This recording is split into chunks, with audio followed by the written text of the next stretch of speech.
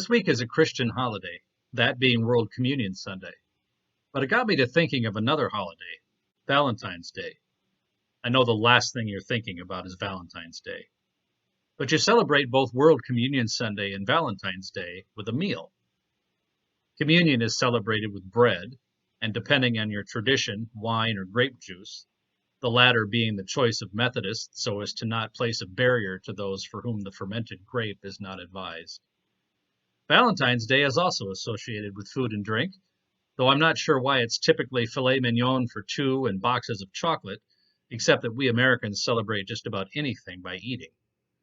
I won't even go into the long and sordid story about the myth of St. Valentine, for whom the holiday is named, except to say he was believed to be a 3rd century priest who secretly married couples despite Roman opposition and got himself beheaded for his efforts.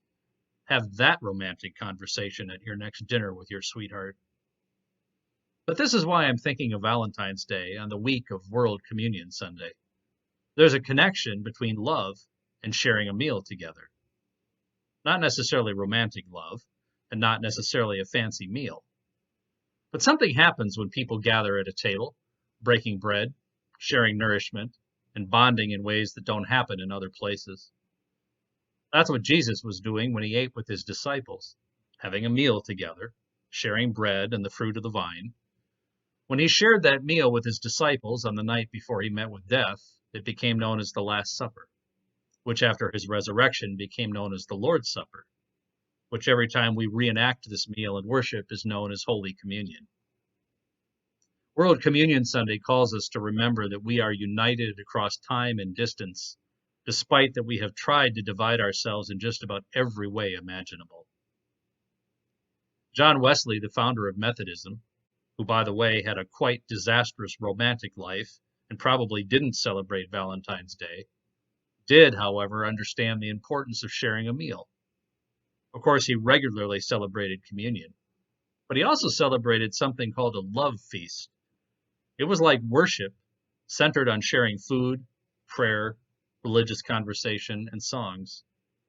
But it didn't require a clergy person to host it, as did Holy Communion, so a love feast could be spontaneous, held anywhere where people could gather.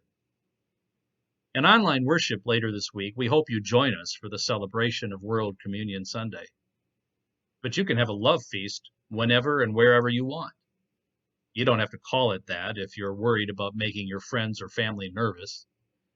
But if you gather around food in a spirit of thanksgiving, and you allow this time of nourishment to replenish not only your body but your soul, then you're honoring a tradition as old as Jesus, as ordinary as bread, but as uncommon as the peace of God breaking through on an otherwise ordinary day. Food and love, a love feast. Happy Valentine's Day, and blessed World Communion Sunday. We'll see you next time.